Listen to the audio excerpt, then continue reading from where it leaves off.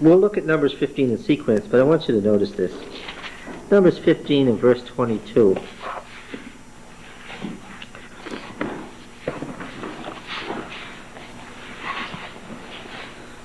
Just after they have, for the first time, listed how much cereal offering you should be adding to these offerings, which wasn't stated in Leviticus. This has tightened it up somewhat. It says, but if you err, do not observe all these commandments, which Yahweh has spoken to Moses, all that Yahweh has commanded you by Moses, from the day that Yahweh gave commandment and onward, throughout your generations. Then if it was done, da-da-da-da-da-da. I'm not interested in the law. I'm interested in the explanation that we just read. What's the law of Moses? What is the law of Moses here? The editors reveal themselves. They openly reveal their theological theory of what the law of Moses is. It's almost like they draw back the curtain in this almost aside comment and let you see what their theory is. What's the law of Moses? All these commandments. It's all these commandments from when? Throughout your generations. That God has given to you by Moses throughout your generations. And so that's when they call him the lawgiver. Huh? Moses is not a person, Moses is an office Yeah. that goes on through the generations. And as I say, the editors are almost giving you an aside where they're not hardly even conscious of what they're telling you. Right? The law of Moses, all these laws you get through your generations. New International Version. Now, if you want to come into blah, blah, blah, any of the Lord's commands to you through him from the day the Lord gave them and continuing through the generations to come. Yes, okay. Yeah. It's what we've been saying. It's just that we've been saying it based on a deduction. We've deduced it by looking at the fact that that's how it has to be with a lot of these laws. There's no other way you can explain it. But here it's not implied, it's explicit. It's not a deduction, it's simply a stated fact. That's what they mean by the law of Moses. That's very important, little aside for understanding how a book like Numbers comes to be. Let's go back to chapter 12, chapter 10. Some of these translations get out. Some of these translations get out. Mine does not say that at all. What does yours say? What is your translation, first of all? And suppose that in the future the community fails to do everything that the Lord commanded through Moses. Changes the meaning completely. What translation is it? It says it's the good news. But it probably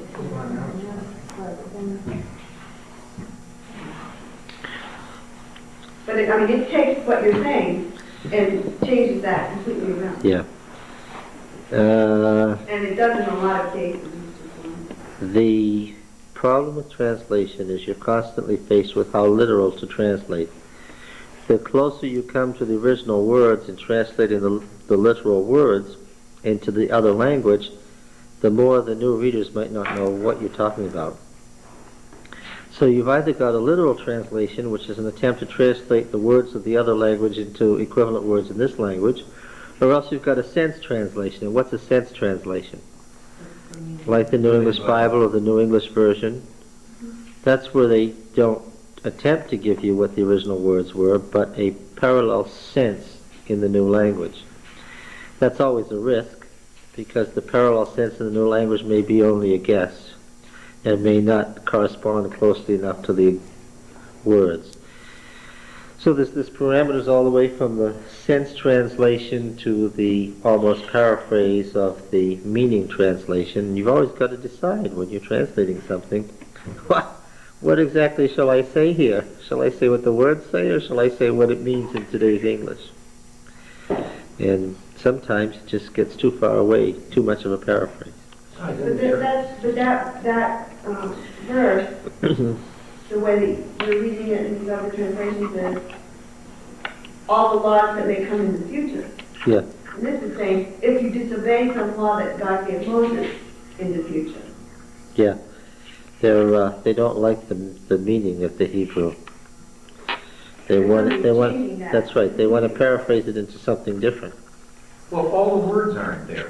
A lot of adverbs and adjectives that we use in English, they just don't exist in the Hebrew, so you're trying to You're trying to turn get it, something yeah. which is sort of like almost pidgin English into something that people understand. Besides, every translator brings his own biases to the table. This is the way he's always understood this text. So when he goes back to the original to translate it, Yes. oddly enough, it will come out the way he's always believed it should. What happened there is they moved the conditional clause Right. to a different part of the sentence, which isn't really justified. In the case of studying translations, and where we're trying to be explicit, the more you do the translations that are committee translations and that are not paraphrases but rather literal, the better off you are. And the New English Bible wouldn't be a good Bible, but the New International Version would, or the Revised Standard Version, you see? All right. Why don't we use the King James anyway? What's the bias against the King James in this class? You never seem to be reading from the King James. Why? Because it's not written in English. Right? It's written in Shakespearean, which is a different language from ours. It's not written in American. Yeah, it's not written in American English, right? You can be reading along and think you know what you're reading when it doesn't say that. All right, we were at chapter 11. And beginning at chapter 11, we have a delightful reading experience before us. Now, this really is a powerful part of the Bible.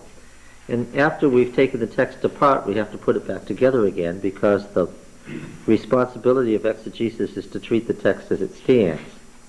But let me make my little remarks again. In order to understand the text as it stands, you sometimes have to do what? You sometimes have to atomize it and break it down into its constituent parts and see what the constituent parts were saying before you put it back together.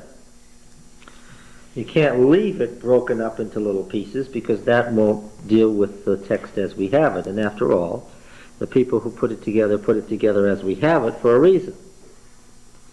Okay?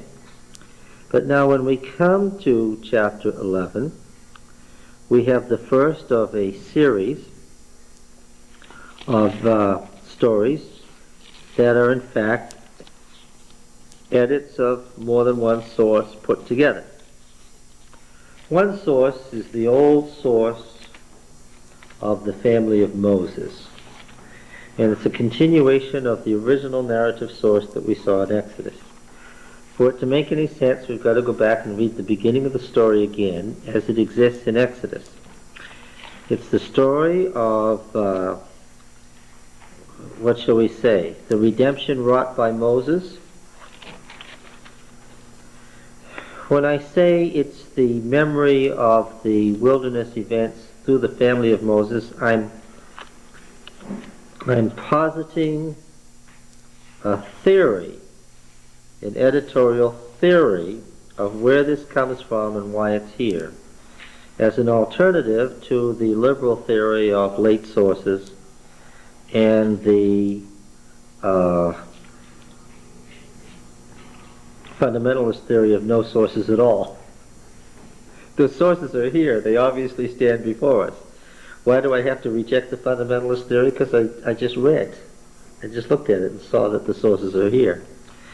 The liberal theory is, alas, based on just plain Hegelian dialectic. It's just plain the evolutionary theory in its theological form. We had here a crude nature religion that evolved upward into a moral religion, and that has a whole series of presuppositions with it that presuppositions are faith statements. Nobody can prove them one way or the other. The liberal theologian doesn't believe God exists, or at least if there is a God, he's not active in the Bible. It has nothing to do with the Bible. We reject that on a presuppositional basis. It's a faith statement. Don't believe it. Okay? I don't believe it. Therefore, I start with a different interpretation of the evidence at hand. I don't go with the fundamentalists because there are sources to these stories. I don't go with the liberal because I'm not an evolutionist.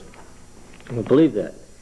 Therefore, I'm positing a different source and reason for these old stories. Going back to Exodus, you remember in Exodus 25 to 31 is the giving of the sanctuary, but then the story is broken by a very different narrative in Exodus 32.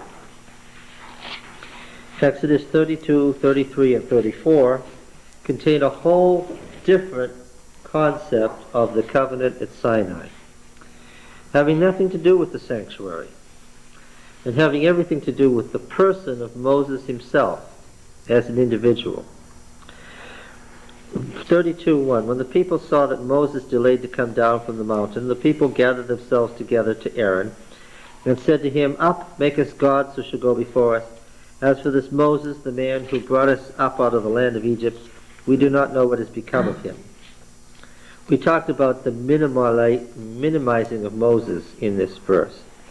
And Aaron said to them, "Take off the rings of gold that are in your ears, and your wives, sons, and daughters, and bring them to me." So the people took off the rings, brought them to Aaron. He received the gold at the hand.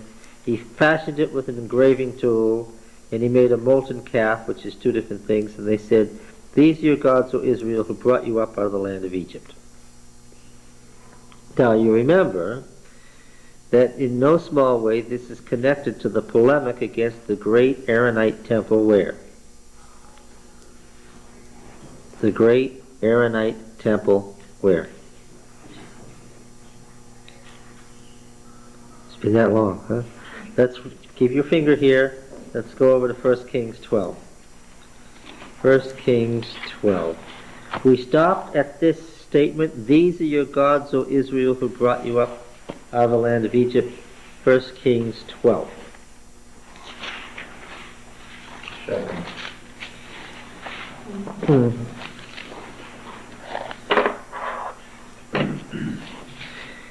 The division of the kingdom, the revolt of the 10 tribes.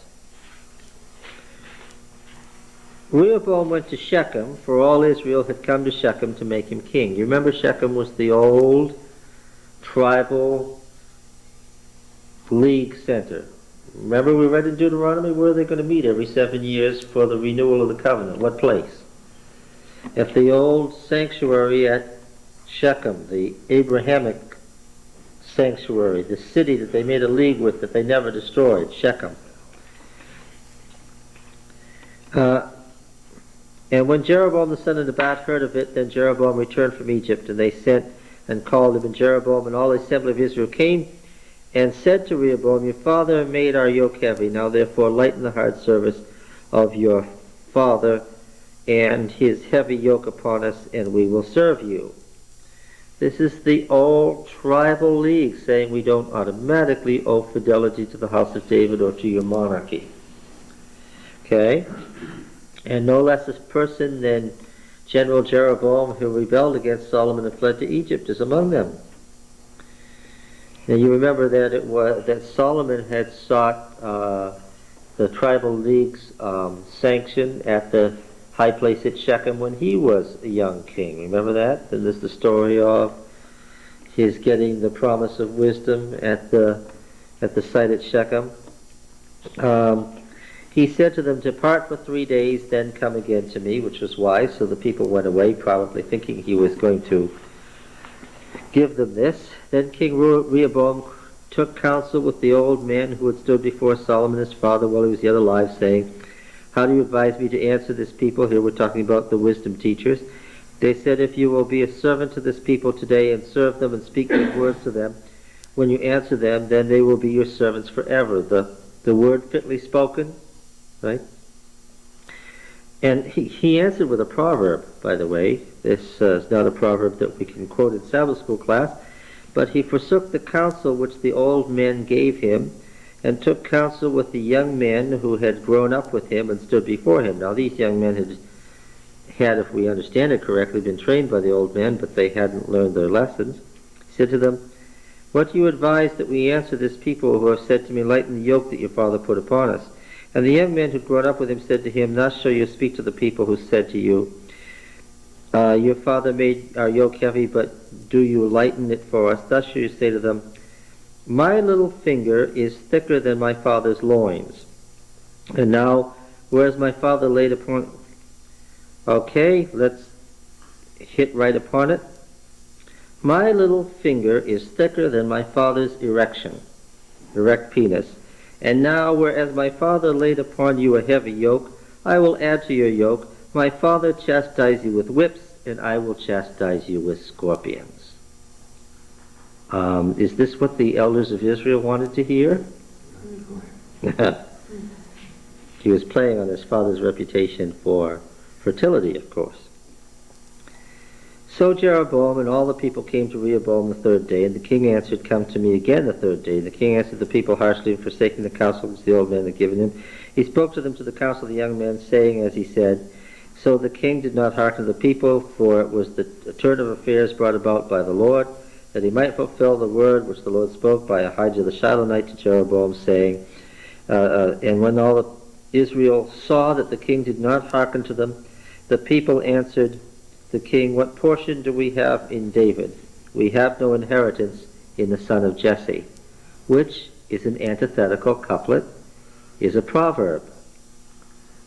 He beat you with whips, I'll lash you with scorpions. That's an antithetical couplet. You see, we're playing games with wisdom literature here, and with wise sayings and proverbs. To your tents, O Israel, look down to your own house, David. So Israel departed to the tents, but Rehoboam reigned over the people of Israel, who dwelt in the cities of Judah. Then King Rehoboam sent to Adoram, who was taskmaster over the forced labor, and all Israel stoned him to death with stones. And King Rehoboam made haste to mount his chariot and flee to Jerusalem. So Israel has been in rebellion against the house of David to this day. And when all Israel heard that Jeroboam had returned, they sent and called him to the assembly and made him king over all Israel. There was none that followed the house of David but the tribe of Judah only. When Rehoboam came to Jerusalem, he assembled all the house of Judah and the tribe of Benjamin, 180,000 chosen warriors, to fight against the house of Israel, to restore the kingdom to Rehoboam son of Solomon. But the word of God came to Shemaiah the man of God, say to Rehoboam son of Solomon, king in Judah, and to all the house of Judah and Benjamin, to the rest of the people, thus says Yahweh, you shall not go up or fight against your kinsmen the people of Israel. Return every man to his home, for this thing is from me. So they hearkened to the word of Yahweh, and went home again, according to the word of Yahweh.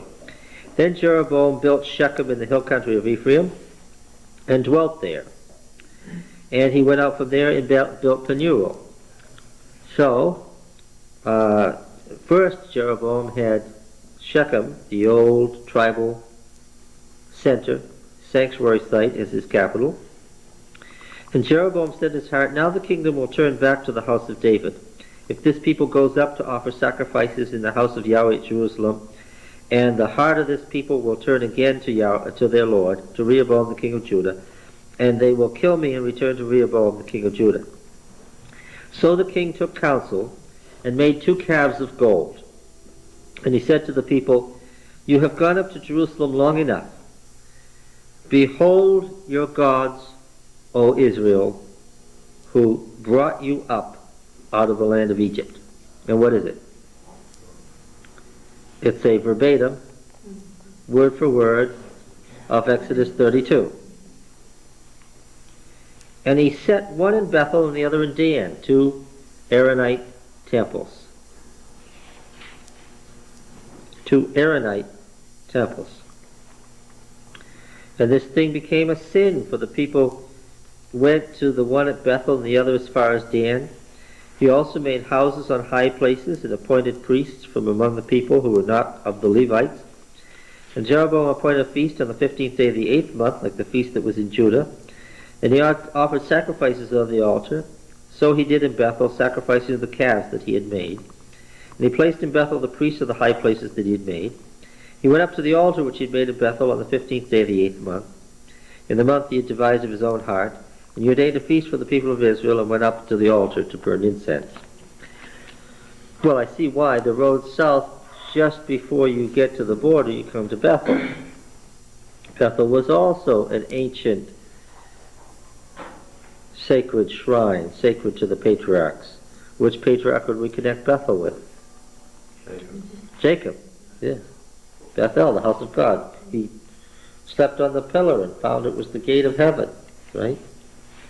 So he took this ancient shrine, he made an Aaronite temple of it, he set these calves up at Dan and Bethel, and said, "These be your gods, O Israel, that brought you up from the land of Egypt." Back to Exodus 32 and verse 4. So he was denying Yahweh. No, they both worshipped Yahweh. Okay. The cherubim temple in Jerusalem was being met with the calf temple in Bethel. Yahweh appeared above the cherubim, he was appearing above the calf. When Aaron saw this, he built an altar before it, and Aaron made proclamation and said, "Tomorrow shall be a feast to Yahweh." You see, he made a feast of his own devising. The relationship to the temples in Israel is obvious here. They rose up early in the morrow and offered burnt offerings and brought peace offerings. The people sat down to eat and drink and rose up to pray. Yahweh said to Moses, "Go down for your people whom you brought up." We talked about the change in terminology. Your people whom you brought up. Turn aside quickly out of the way I commanded them. And they said, "These are your gods, O Israel, who brought you up from the land of Egypt." Yahweh said, "I've seen this people, behold, it's a stiff-necked people. Now therefore let me alone, that my wrath may burn hot against them, and I may consume them, and I will make of you a great nation." This is a theme. And by now you should have picked it up with a theme. What happened every time there was a rebellion that we read about in Numbers? God said what to Moses? "Get out of the way. I'm going to kill them and choose you. I'm going to consume them." And each time, what does Moses do? Moses intercedes and saves the people using various arguments. Moses is the intercessor and the savior. It's the election of Moses that keeps Israel alive. And in this thing we have a polemic against Aaron that's very strong, and the Aaronite priesthood that's very strong, and the rest of the Levites that's very strong, right? Why does Israel exist? Israel exists because Moses kept it alive again and again in the wilderness. This is a theme. These other stories are the direct continuation of this story. But Moses besought Yahweh his God and said, "O Yahweh, why does thy wrath burn hot against thy people, whom thou hast brought forth out of the land of Egypt?" Notice Moses, we talked about this before, Moses shifts it back to God, "Your people whom you brought out."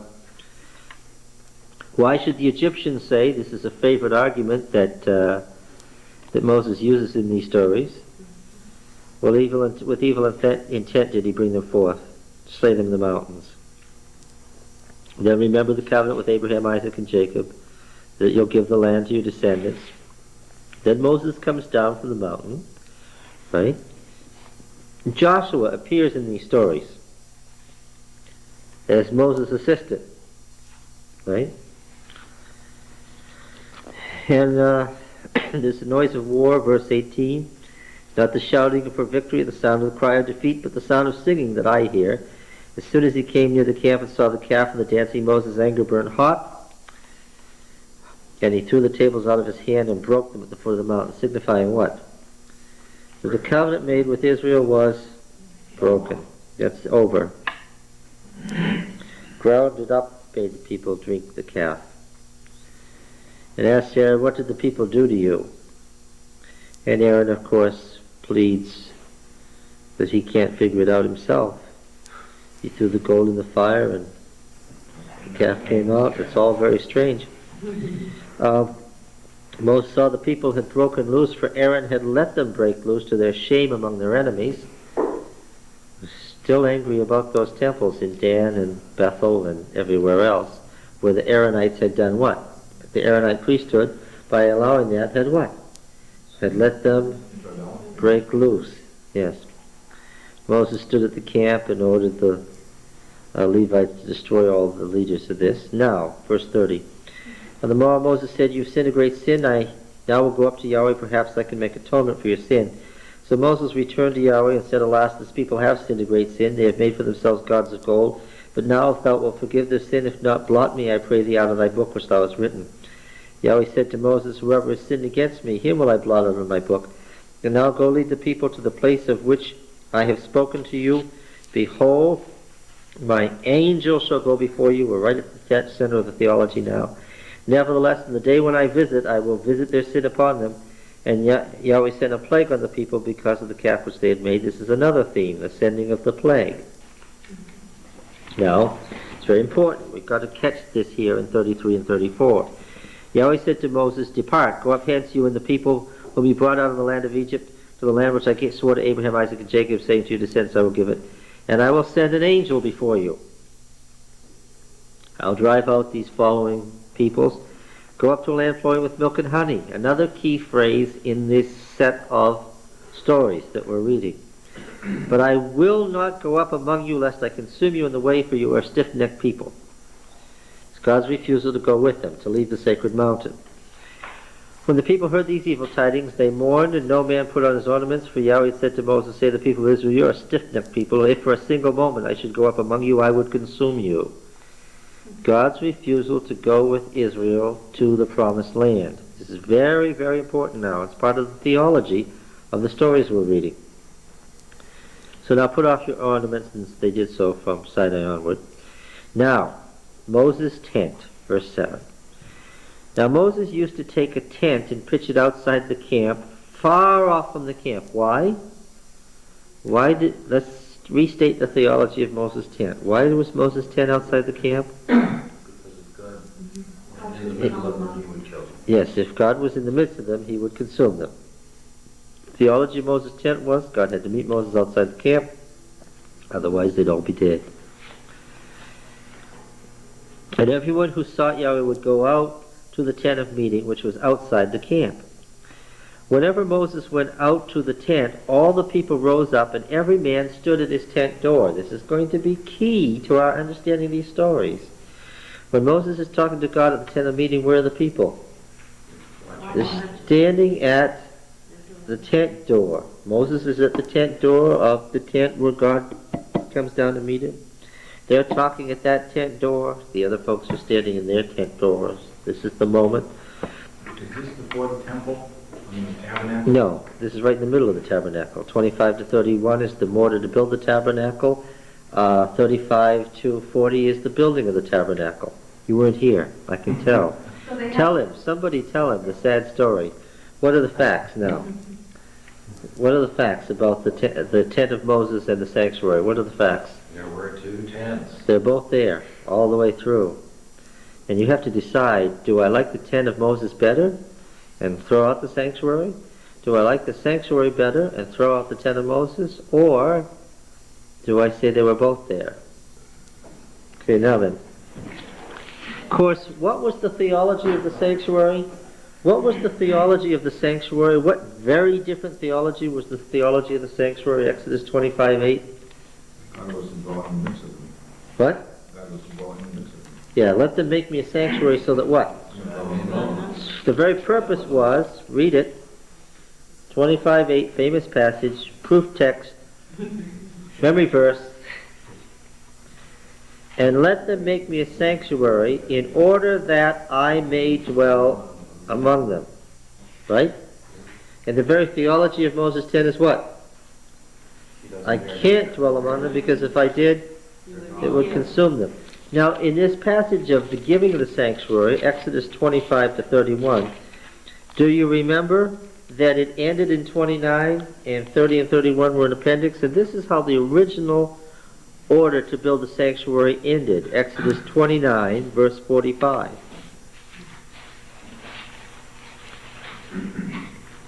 This is the summary statement at the end of the original order to begin to build the sanctuary.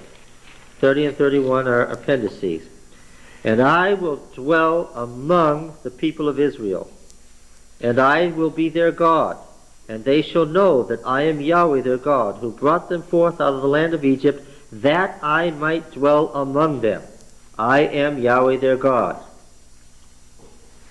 The command to build the sanctuary begins how? Build it so that I can dwell among them. And how does it end? And when it's built, then what? I'll dwell among them, and they'll know that I'm Yahweh their God. Moses 10, yes. And every time I heard Exodus 25:8 as the stated reason for gathering funds to build a church, it's a total misquotation.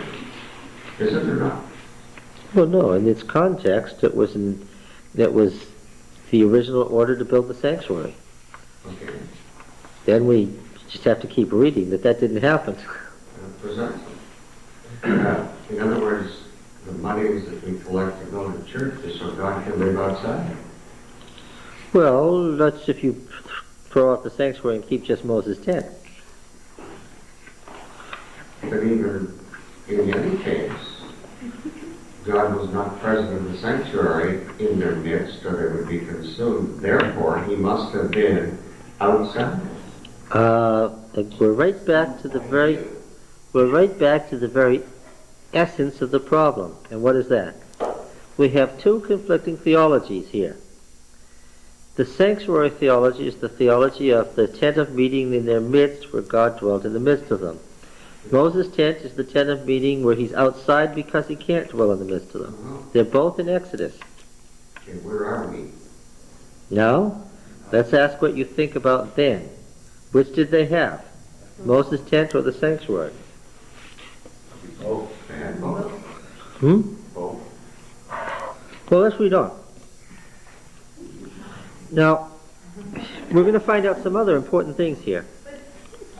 We went all through this before. With most of the people who were sitting here, we're here. That was when we decided Moses wrote the book of Genesis. That's the intent, and he couldn't follow through because they sinned. Let's keep reading here. Now, Moses used to take the tent and pitch it outside the camp, far off from the camp, and he called it the tent of meeting. And every man, verse 8, every man who sought Yahweh would go out to the tent of meeting, which was outside the camp. Oh, yes, 33. 33. After this, you'll know that Moses' tent of meeting is in 33. No.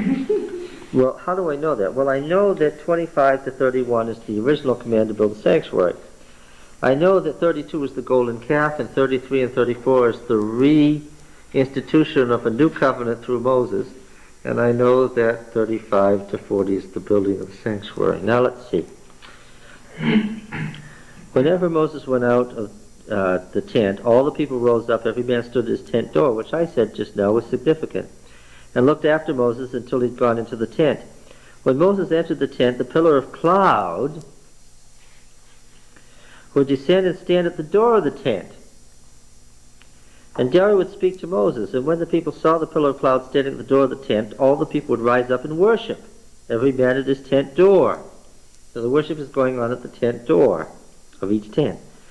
Thus Yahweh used to speak to Moses face to face, as a man speaks to a friend. And whenever Moses turned to the camp, his servant Joshua the son of Nun, a young man, which is a bad translation for a military man, to cross out young and put military in there, a military man did not depart from the tent.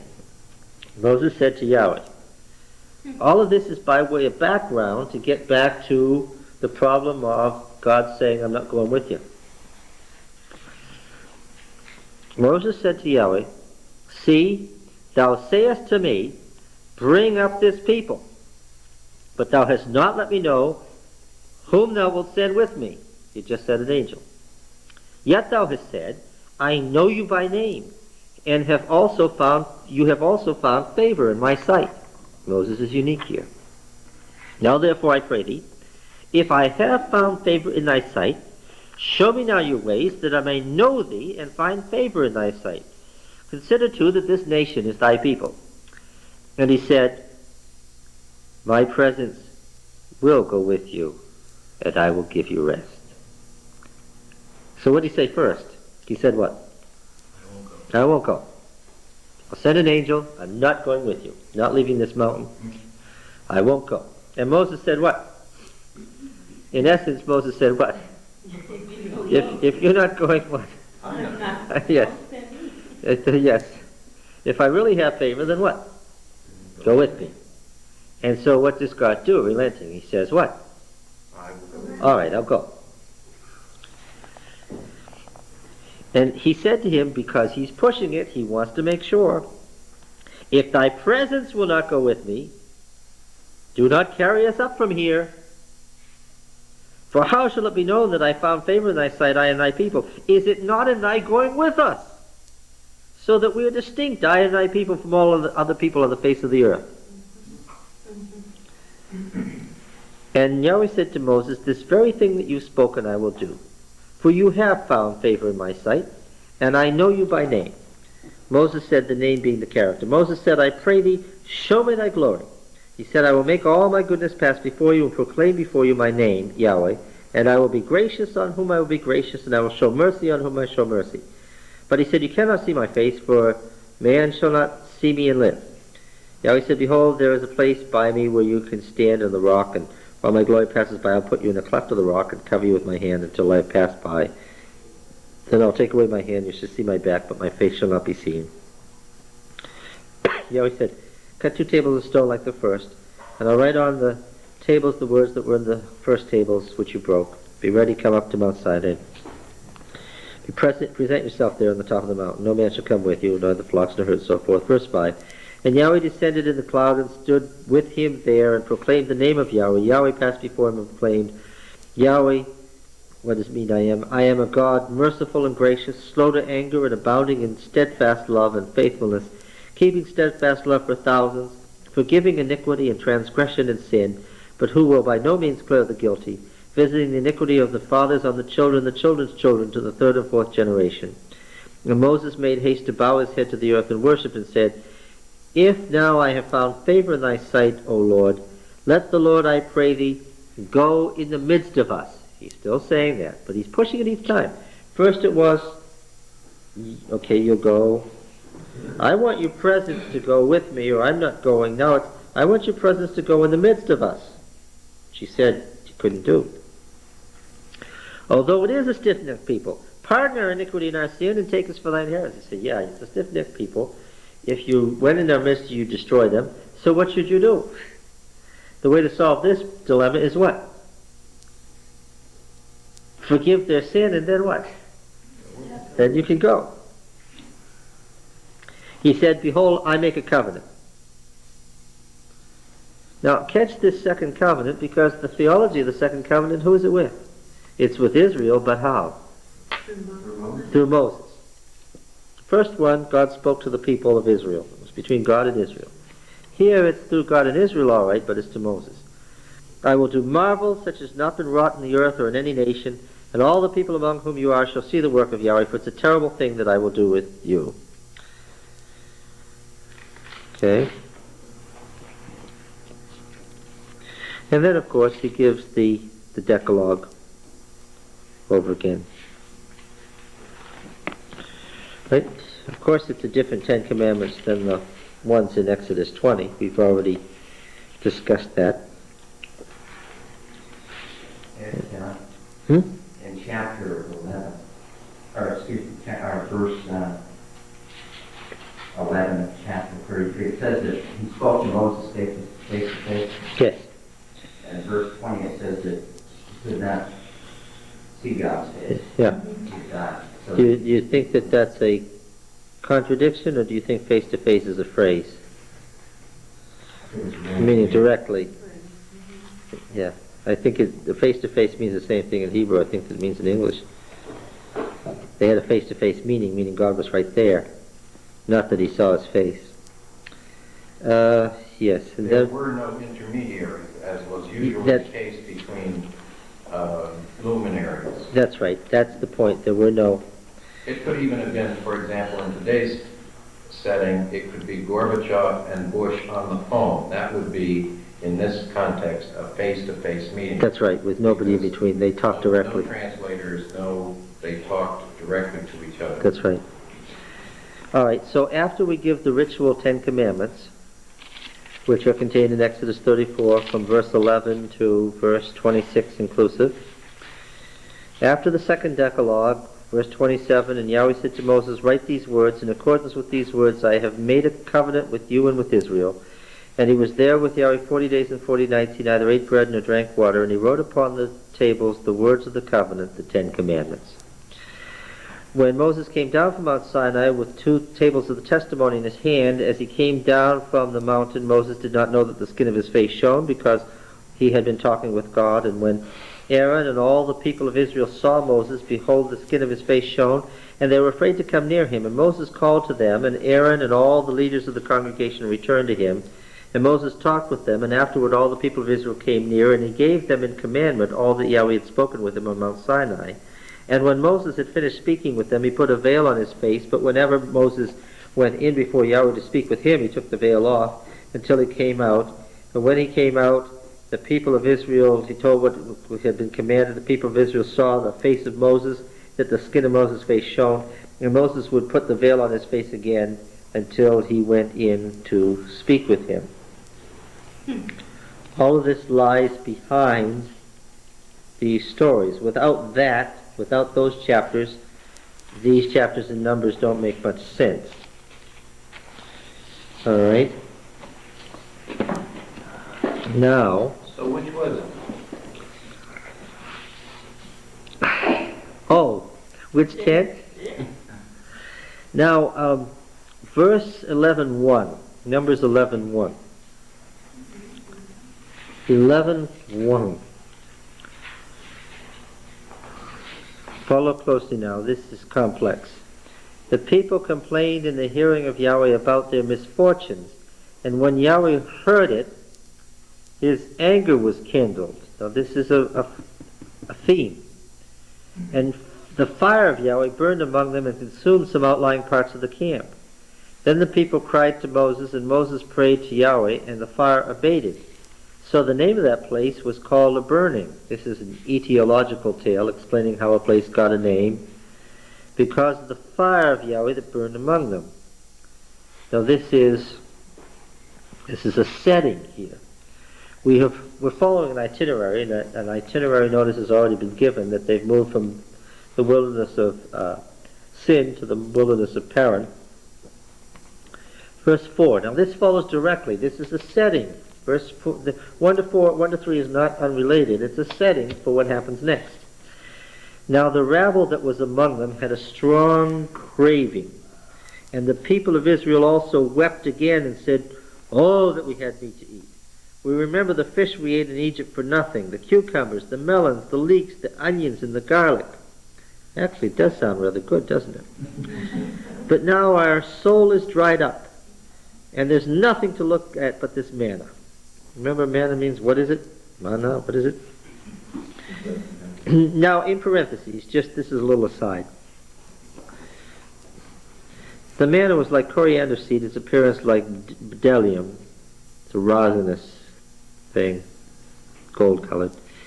The people went about and gathered it, and ground it in mills, or beat it in mortars, and boiled it in pots, and made cakes of it. The taste of it was like the taste of cakes baked with oil.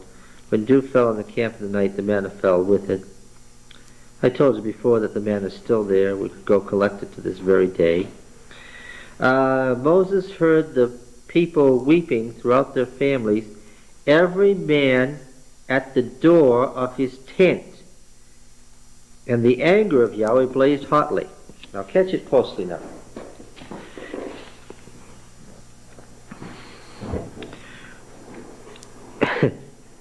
At what point are the people pictured as weeping? What's the setting? What's the time that they're weeping about this food business? The time of worship. Where's Moses? He's at the tent, but he understands what's going on, and what's his reaction? No, he's angry. The anger of Yahweh blazed hotly, period. And Moses was displeased. And Moses said, now because they edited together, they had to remove what Moses said. But the next verse is verse 13. Skip that other stuff because it's the second story that we're about to read, and it's a wonderful story. They've edited them together, and they've done a nice job of editing them together, but we can't get them confused. First, we're going to separate them out to make sure we know what they say, and then we'll edit them back together. Moses said, verse 13, "Where am I to get meat to give to all this people? For they weep before me and say, 'Give us meat that we may eat.'" Now, The other stuff is extraneous to a different story, but the people are weeping about meat. Moses hears it. God is angry, and he complains to God that, I don't know where to get this meat. Now, this angry expostulation to God is clear. What does Moses want God to do? Yeah. Okay. So God answers, verse 18. It's the direct continuation of the story, verse 18. Now say to the people, consecrate yourselves for tomorrow, and you shall eat meat. For you have wept in the hearing of Yahweh, saying, who will give us meat to eat? For it was well with us in Egypt. That was the key, that was the annoyance factor. Therefore, Yahweh will give you meat, and you shall eat. Now, it's a spring a year later. We've already seen this story before. Keep your thumb there. Go back to Exodus. Back to Exodus. The prior spring, about the same time the prior year, the same thing happened. And as a matter of fact, I don't know whether it was psychological or whether it was historical memory, that the year earlier, what had happened? Just at the same time a year earlier. Yeah, Exodus 16. Exodus 16. When they first gave the manna, right? They were, the threat, their argument was that he brought us into the wilderness to kill the whole assembly with hunger, and then the manna was given. And then they wanted flesh. And the answer in verse 12 was, I've heard the murmurings of the people of Israel. Say to them, at twilight you shall eat flesh, and in the morning you shall be filled with bread. Then you shall know that I am Yahweh your God. In the evening quails came up and covered the camp. In the morning dew lay round about the camp. And when the dew had gone up, there was on the face of the wilderness a fine, flake-like thing, hoarfrost. And there was plenty to eat. Now about this quail business, what was that all about? Well, migrating spring migration of quail from Africa back to Europe, and they stop over in the Sinai Peninsula, all over the Sinai Peninsula. The previous year they had eaten quail, so again this year some things had changed in the intervening year, at least theoretically. So now he says, verse 19, back to Numbers 11:19, you shall not eat 1 day or 2 days or 5 days or 10 days or 20 days, but a whole month, until it comes out of your nostrils and becomes loathsome to you, because you've rejected Yahweh who is among you, and have wept before him, saying, why did we come forth from Egypt? So it's the real problem. Now, this was the original plan. This isn't what happened, in fact. This was the original plan. We read the rest of the story, and this is not what happened. Okay? And Moses said, the people among whom I am number 600,000 on foot. This is the book of Numbers with the census as it's setting. And Noah said, I will give them meat that they may eat a whole month. Shall flocks and herds be slaughtered for them to suffice them? Or shall all the fish of the sea be gathered together for them to suffice them? And Yahweh said to Moses, is Yahweh's hand shortened? Now you shall see whether my word will come true for you or not. And of course what happens next, verse 31. And there went forth a wind from Yahweh, and it brought quails from the sea, and let them fall beside the camp, about a day's journey on this side, and a day's journey on the other side, round about the camp, about 2 cubits above the earth. Doesn't mean they were 2 cubits deep, it means that the quails were doing what? Yeah, they were flying along. Yeah, so they were easy to net. And the people rose all that day, and all night, and all the next day, and gathered the quails. He who gathered least gathered 10 homers, and they spread them out for themselves all around the camp. So here's all these dead and dying birds, right? Next, what happens next? While the meat was yet between their teeth, but you've got to catch it, what were they doing? Yeah, raw. Yeah, now, had anything changed? What was the law? No blood. No blood. The law of blood was the primary law, remember? The anger of Yahweh was kindled against the people, and Yahweh smote them with a very great plague. Therefore, the name of that place was called Kibroth Hatavah, meaning the graves of the cravers. Therefore, the name of the place was called that because they buried the people who had that craving. And from there they journeyed on to Hitzeroth and remained at Hitzeroth, another itinerary. Notice, and with each itinerary we're going to face a new problem. All right? Hey, just a little aside there, but here in Exodus, the manna tastes like wafers made with honey. And in Numbers, it tastes like cakes baked with oil. Essentially flat bread, stone-baked bread. Mm-hmm. Like, the Exodus one sounds better. Yeah. And the stuff that they collect in the Sinai and sell is in fact a sweet. Yeah, it is sweet. That's right. It's not like bread. Yeah, So there seems to be some. there is, because one of the things it says is that they ground it with mortars, and the stuff that appears under those trees is too soft to grind in a mortar. Yeah. All right, now we left a verse or two out here. The story of the quail is very compact, self-contained. It's very clearly a story. We haven't made up anything by skipping these verses. It's quite clear that that was a story unto itself. And a second story appears. This story is a craving that at heart is a rejection of coming out of Egypt. Okay. Now a second story relates to Moses and his getting blamed for everything and all his burdens. It's appropriate that be edited together, but it is a separate story. Verse 11.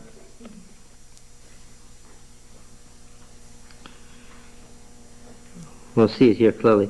Moses said to Yahweh, "Why hast thou dealt ill with thy servant, and why have I not found favor in thy sight?"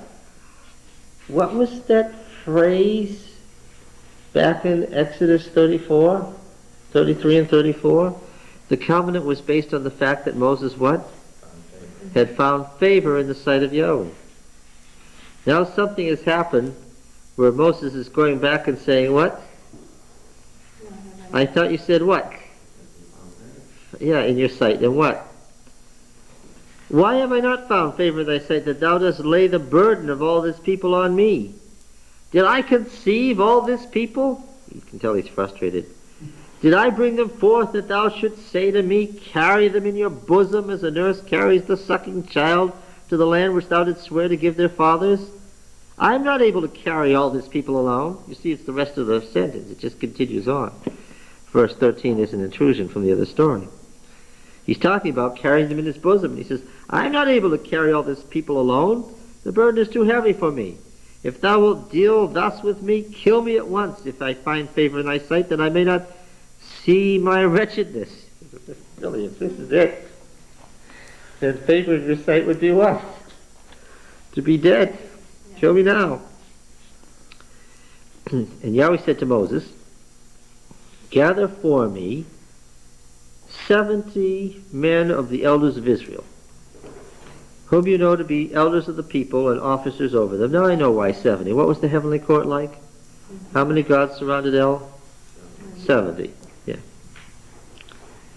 So this is the earthly counterpart to the cosmic rule.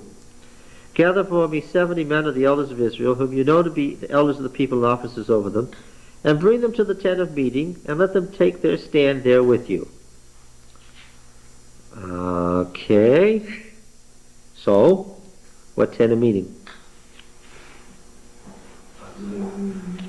Moses' tent. Well, it's definitely Moses' tent. There's no question about it that it's Moses' tent. And I will come down and talk with you there. The exact words of what? Of the story about Moses' tent. God came down and talked with him there.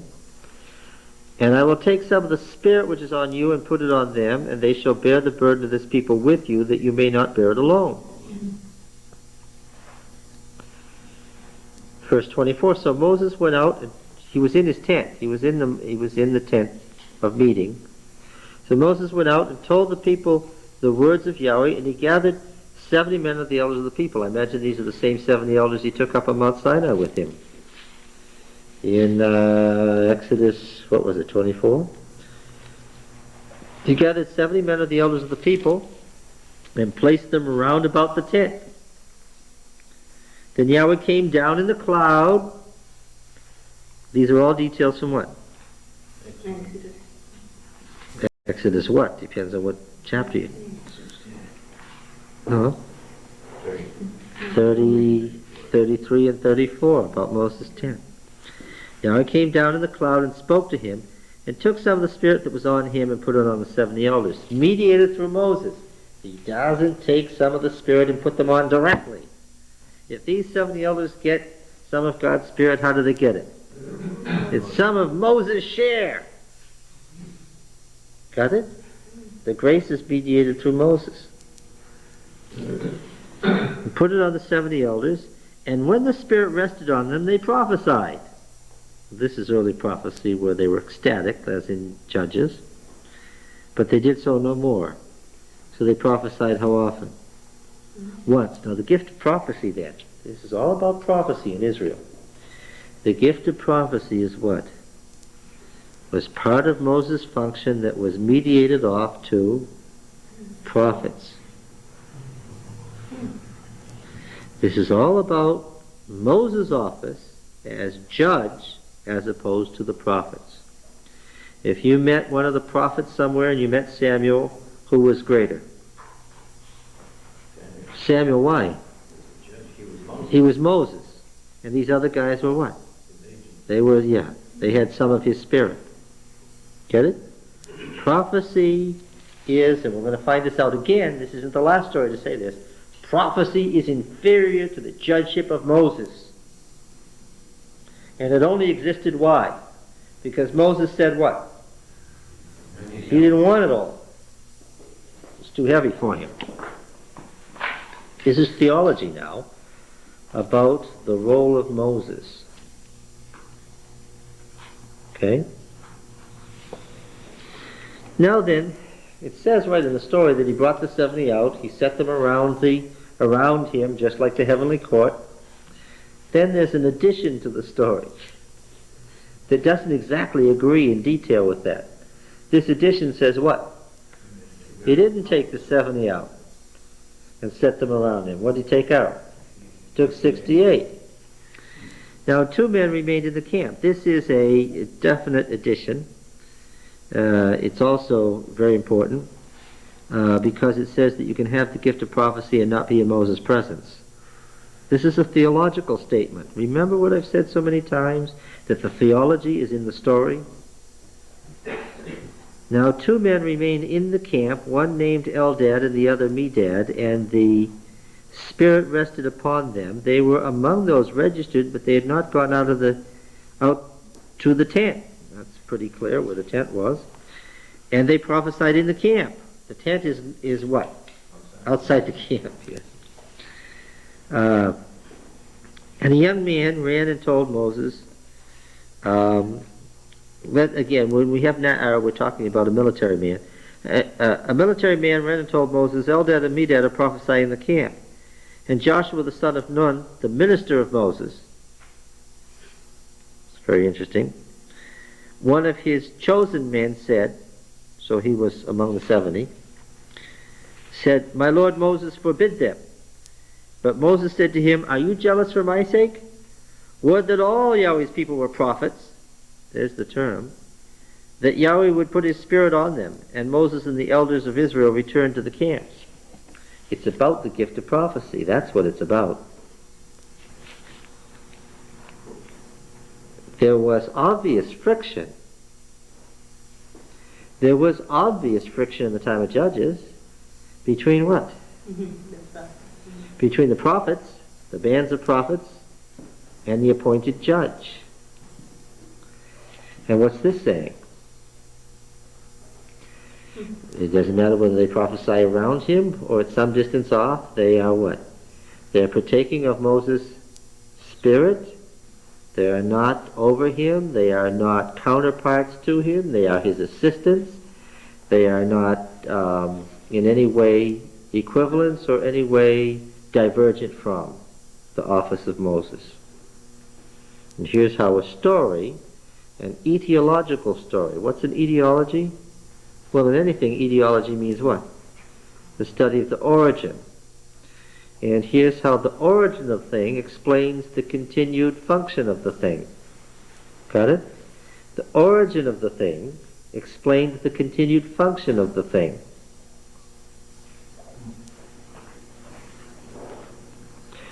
The story is somewhat obscured by editing it into little pieces and putting it in the story of the quail, isn't it?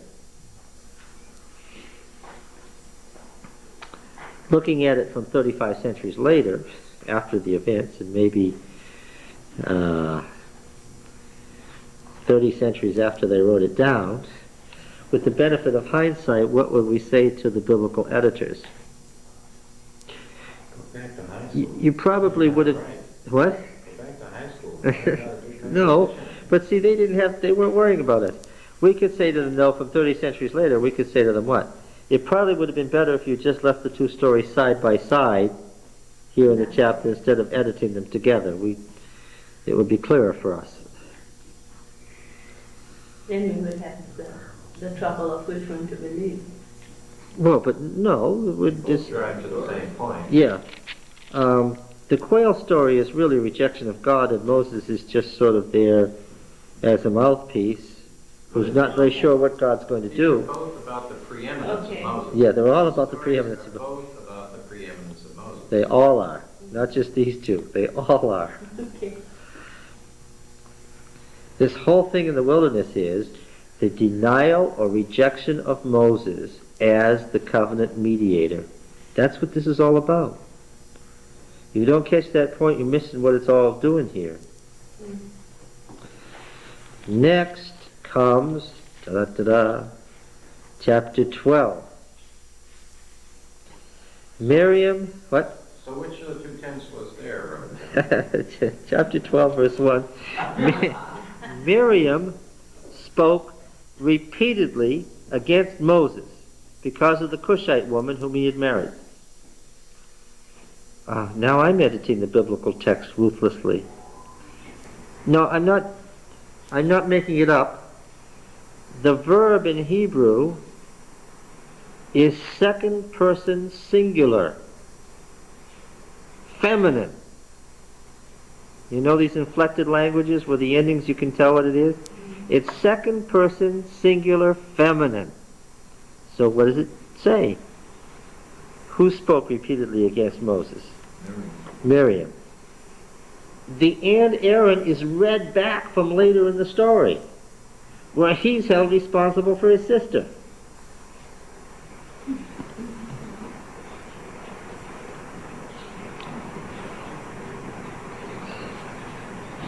He could only be responsible for her if she was an old maid and had never married, or if she had married but her husband had died and she had no children. Maybe it was neither of those things. Maybe she was a great-grandmother with 50 great-grandchildren, but she just leagued up with Aaron. She was the oldest sister, and right? She got Moses' job in the Pharaoh's house after all, right? She followed that ark of bulrushes and said to the princess, "Shall I get one of the Hebrew women?" She was 12 years older than Moses, right? 7 years older than Aaron. And she spoke against Moses because of the Cushite woman whom he had married. What are the alternatives here?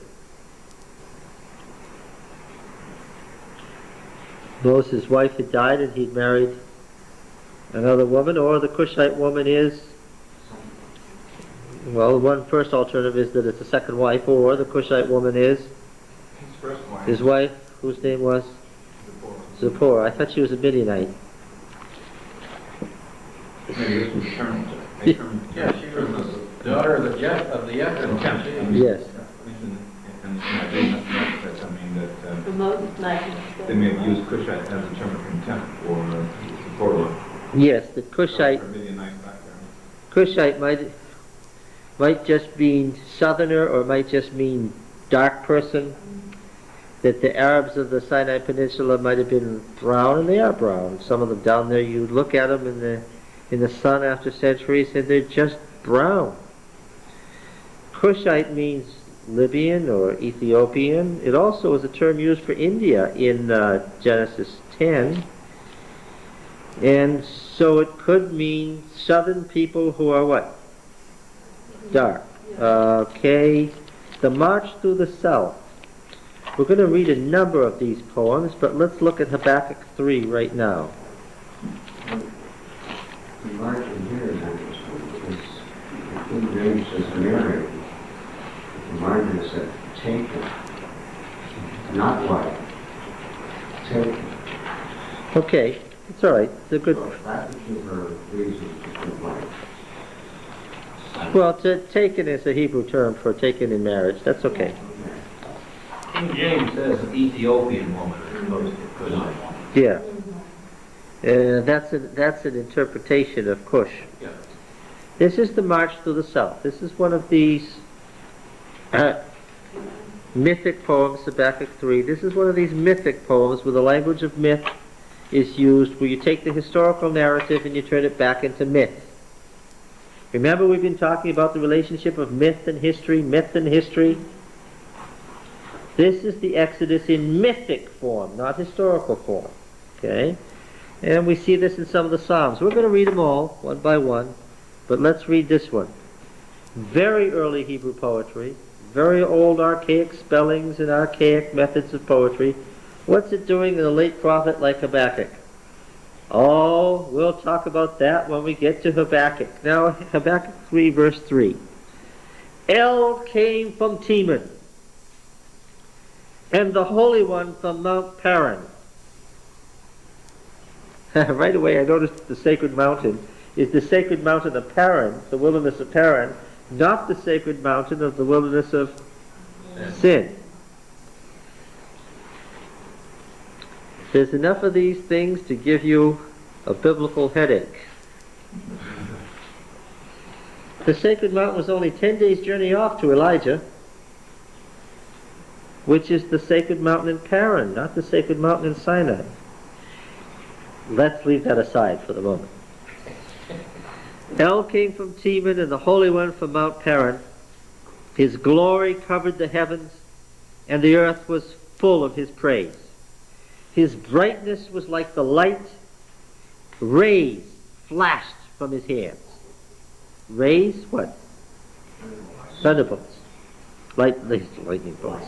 Thunderbolts. See how easily I've led astray? And there he veiled his power. Before him went pestilence, and plague followed close behind. These are personified. You should put a capital P. Before him went pestilence, and plague followed close behind him. Those are names of gods. He stood and measured the earth. He looked and shook the nations. Then the eternal mountains were scattered. The everlasting hills sank low. His ways were as of old, meaning at the moment of creation. I saw the tents of Cushan in affliction. The curtains of the land of Midian did tremble.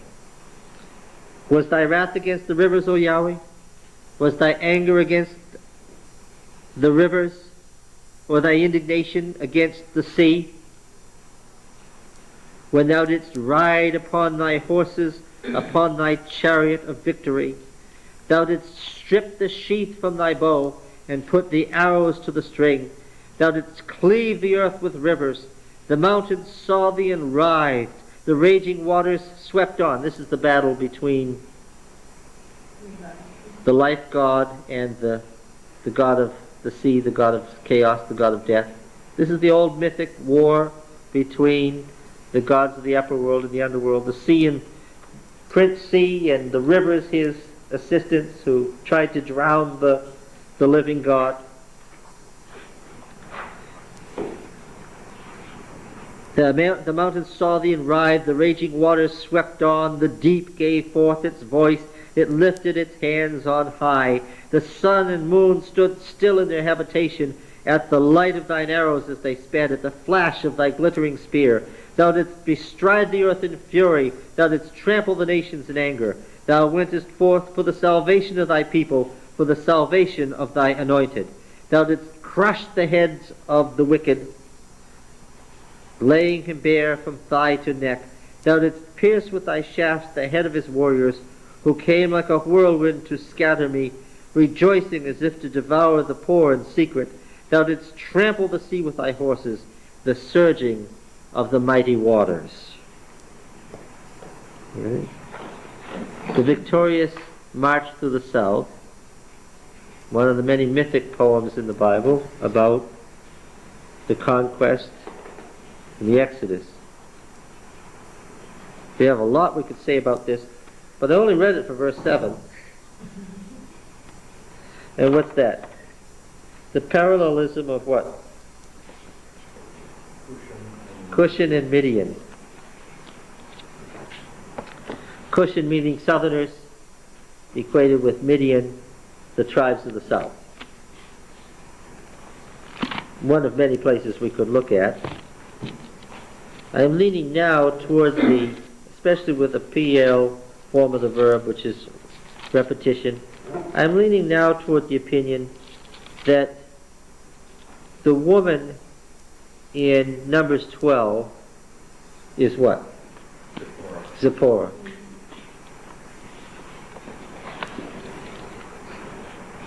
The original wife, not a second one.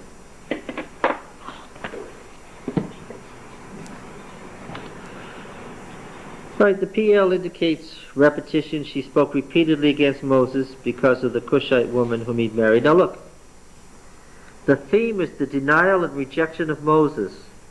For Moses is the mediator of the covenant. To deny and reject Moses is to deny and reject what? The covenant, yes, and God.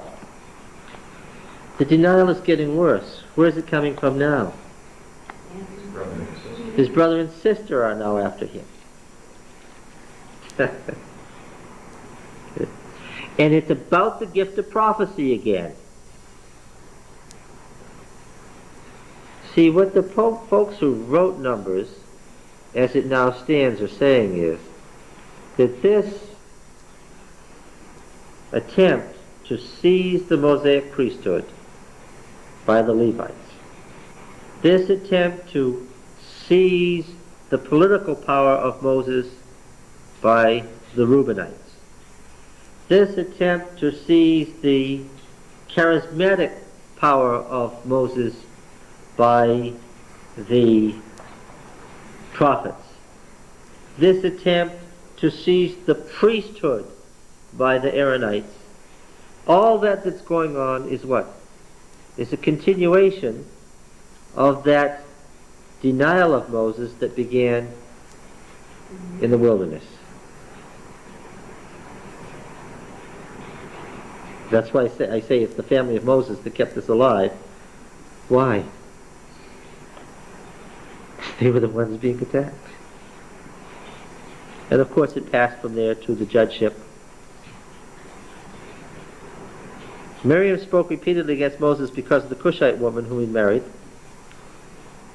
And they said, has Yahweh indeed spoken only through Moses? What was the answer to that question? What's the answer? Yes. And no. No. Ah, that's why this is a continuation of that. They got some of Moses' spirit. Why was she dissatisfied with that? Back in Exodus, she was identified as the prophetess. Right? And this thing here was the gift of prophecy that was bestowed on the 70 elders that one time. And what did she say? Has Yahweh spoken only through Moses? What was the answer? No. But that wasn't the issue. The issue was she was angry and jealous of Moses' special power. Do you think she wanted to tell him what to do sometimes? She was older. What? She was older. You probably could tell him what to do. And she was a prophetess. She was older. There's a good reason. Well, she was his older sister.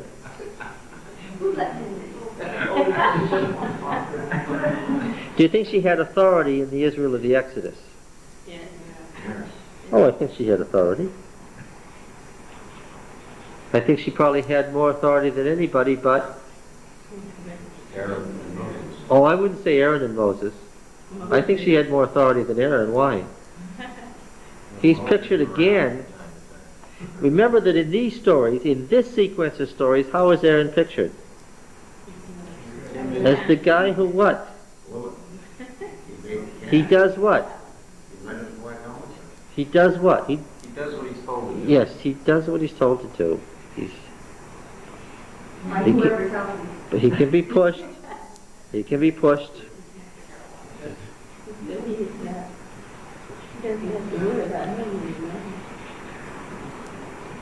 Has he not spoken to us also? And Yahweh heard it. That's one of the phrases that keeps being repeated in these stories, and Yahweh heard it. And as soon as you hear that phrase, what do you know? Yes, yes. We're going to have another judgment scene.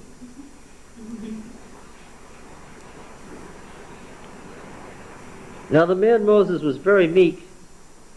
I understand why this verse is a problem for fundamentalists. I don't care. Yes, this one sentence is no, two sentences. This in the mention of Moses' death in Deuteronomy. Yes. Now the man Moses, part of the theology of the story, the man Moses was very meek, more than all the men that were on the face of the earth. Of course Moses didn't like that. Suddenly,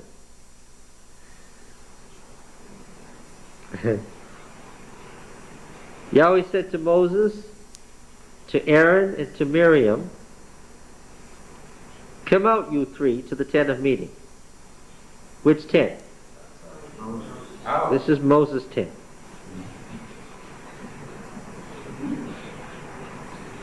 How would you feel?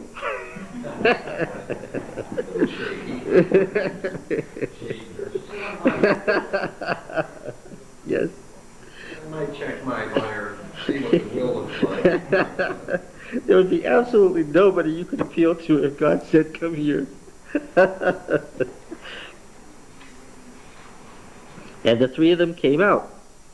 And Yahweh came down in the pillar of the cloud and stood at the door of the tent. This is classic Moses tent imagery, isn't it? And he called Aaron and Miriam, and they both came forward. And he said, "Hear my words." Now "hear," in the biblical sense, has more meaning than just to listen. What does it mean? It's an ultimate commandment to what? To obey. When God says "hear," and it's one of the standard prophetic phrases, when he says "hear this," what does it mean? I'm about to pronounce judgment. This is it, and if you do anything else other than this, what? You're dead. If there's a prophet, at least we think it says if there's a prophet, this is textual problem, you have to supply a word to make this a sentence, but this is probably what it said. If there's a prophet among you, and it's about the gift of prophecy again, and its relation to the office of Moses. If there's a prophet among you, I, Yahweh, make myself known to him in a vision, I speak with him in a dream. A little parallel couplet there. Okay. Not so with my servant Moses. He is entrusted with all my house. So, Moses is more than a prophet, right? Moses is more than a king, more than a priest. He's all of those things. Is he prophet, priest, or king? Well, what is he? He's all of those. He is entrusted with all my house. With him I speak mouth to mouth clearly and not in dark speech. This is denigrating the gift of prophecy and visions and dreams. And he beholds the form of Yahweh. Why then were you not afraid to speak against my servant Moses? What would you say? Well, actually, I don't know why I wasn't afraid. Now, what is the sin of Miriam and Aaron? That they have rejected the mediation of Moses. That was the sin. And the anger of Yahweh was kindled against them, and he departed. There's theology in that phrase. Why did God leave? Because he was angry. And if what? If he stayed, yes, he would have killed them. So he left.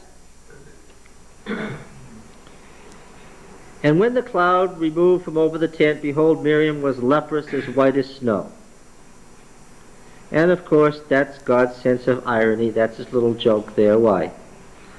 The pretext, Moses' wife wasn't really the issue. It was Moses' authority. But what pretext did she use to get at Moses? Yeah, his black wife. So, God's sense of irony being what? He left Miriam as white as snow. Aaron turned toward Miriam, and behold, she was leprous. And Aaron said to Moses, "O my Lord, do not lay sin on us because we've done foolishly and sinned." Since God has departed, that leaves Aaron in the unenviable position of what? There's no way to get to God now to ask for God's help. Because he left, except what? Through Moses. And what was their sin? The rejection of Moses as mediator. So now they're forced to use the only agency that there is to get back to God, to get out of the mess they're in. Well, yeah, the whole story is built on a sense of irony. Notice the priestly language. Do not lay sin on us. Like you, what do? You put the hands on the animal. It's a typical priestly language. Do not lay sin on us because we've done foolishly and have sinned. Let her not be as one dead of whom the flesh is half consumed when he comes out of her mother's womb. And Moses cried to Yahweh, "Heal her, O God, I beseech thee." Yahweh said to Moses, and what is this an indication of? Moses' natural weakness, meekness. His sister's in trouble, and what does he do? Yeah, he pleads for her.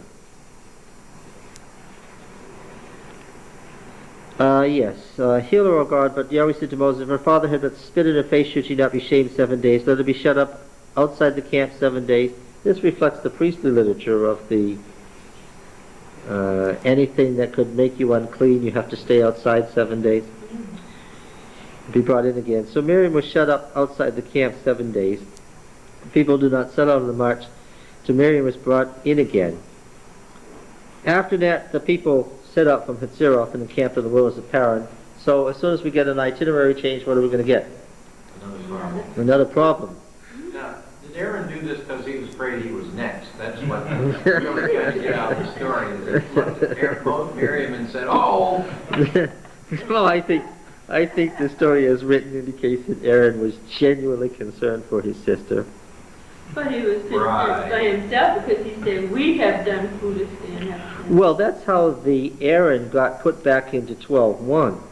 That's how come his name was read back into the opening verse, is because later on in the story he's pictured as the willing agent and accomplice of Miriam's. I don't understand this. How did the Aaronites win out after all of the nonsense that they've gone through? I just don't understand that at all. I told you how they went Israel out. moved into the cities like that. I understand that portion, but I just don't understand how they would accept Aaron instead of, continuing on with Moses. Abiathar was old. Zadok was young. He was extremely capable. Abiathar took part in the rebellion to put Adonijah on the throne against David's express will. David wanted to kill him, he was so angry, but he just banished him. And that ended the Mosaic priesthood. And they were already on the very edge for having lost the ark to the Philistines. They couldn't afford to make one more mistake. Because now you have prophet and priest, the priest and the prophets, you got the king too. Well, yes, and of course that was part of the issue, was Moses was the original king. And they were also the conservatives who are, by nature, Get left out of railing things. against the things that Yes, everybody else that everybody is doing. else likes, yes. And as Israel became a city culture and they were still out in their sacred tents, And the Yeah. Aaronites were go along, get along. yes, So you say their family, that Aaron was better adapted to survive because he sort of went with the flow, huh? And so did his family. All right. I think that if you go back, then this is probably why, in a way, this was a good and bad, because God sent Aaron with Moses back to Egypt, probably because he was that sort of fellow Who would, yes. who could say, well, now, come on, let's, and while Moses probably would have said, Written in stone. Aaron could communicate better and maybe influence the Egyptians more helpfully than Moses could have. yeah. Probably. I get the impression that Moses didn't have much to say most of the time. This is an interesting picture of meekness, though. I mean, meek is equated with milquetoast these days. And this is definitely not that kind of meekness. This is a powerful, strong guy who... It's interesting, too, when you look at this and then the Beatitudes, because meekness is coupled in the next verse with peacemakers. Yes. So meekness isn't, and humbleness isn't soft, weak people who like to be trod upon, but people who are strong enough to intercede, to work as mediators, to try to bring people together. Yeah. Who wasn't... I think we could honestly say that Moses wasn't jealous of his position. Why? How did he get his position? Strongly against his own will. Right? How did he happen to be the boss? Oh, Bush. Yes. Look at it. Yes. Should have kept right on going around the far side of that mountain and not come back. Now then, like the stories we've been reading, the next story exists in two forms, which have been edited together. Did you notice that? The 12 spies exist in two forms. In one form, who's doing all the talking among these spies? In one form, who's doing all the talking among the spies?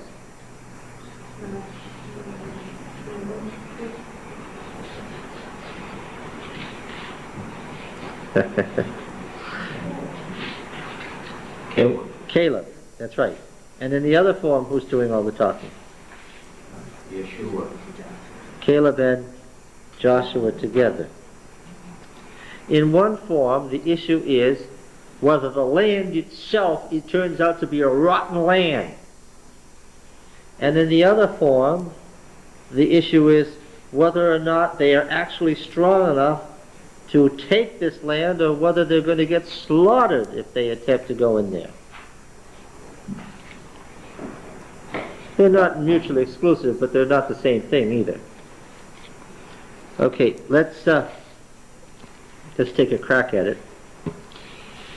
The first form comes very strongly from priestly literature, very clearly from what we've seen in Leviticus and Numbers among the priestly writings, this careful attention to genealogy, this careful attention to tribal, to names and records and all that, the sort of thing that was kept in temples.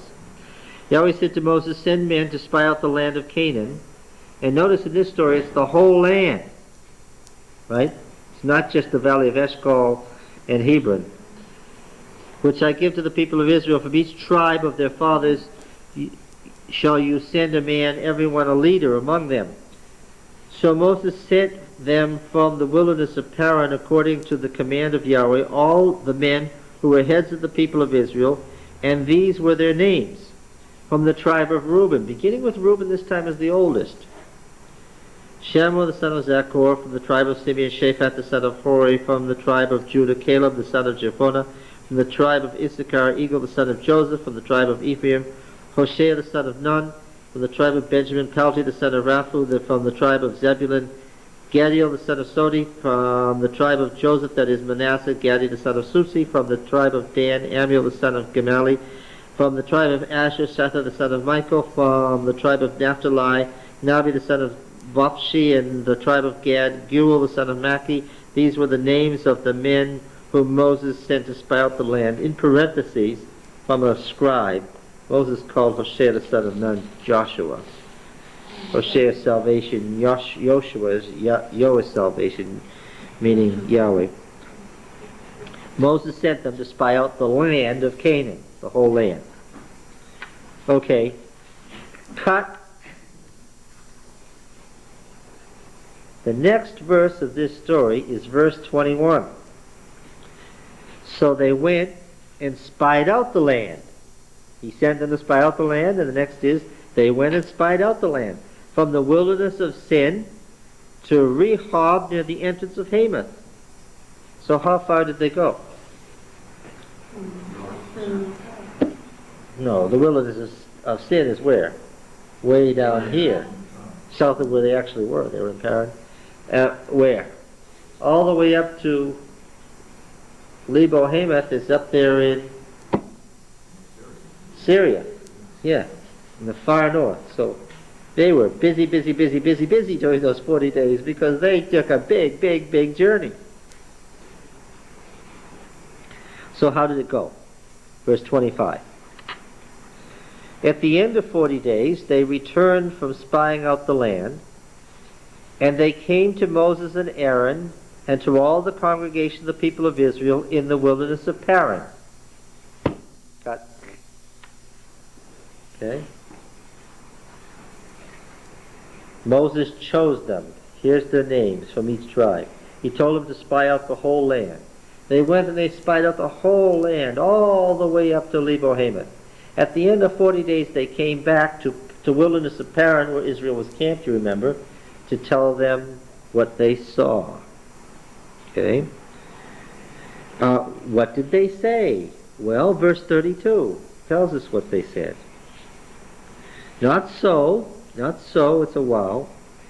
And they brought to the people of Israel an evil report of the land which they had spied out, saying, the land through which we have gone to spy it out is a land that devours its inhabitants, and all the people we saw in it are men of great stature. It's not self-contradictory at all. They saw the whole land. And what did they tell the people? Bad land. It's so bad that the only people who can survive there are what? Are giants. Ordinary people like us, what does the land do? It eats them alive. Of course, there could have been an alternative explanation for why the land was filled with giants. What was that? Maybe the land was a good land and that they had more protein and maybe they grew bigger because it was a good land. But that's not how they chose to interpret the presence of the giants.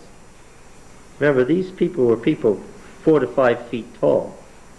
That's not how they chose to interpret it. They chose to interpret it that it's such a bad land that it eats its inhabitants and only giants can survive there. How did the congregation respond to this report? Then all the congregation raised a loud cry, and the people wept that night.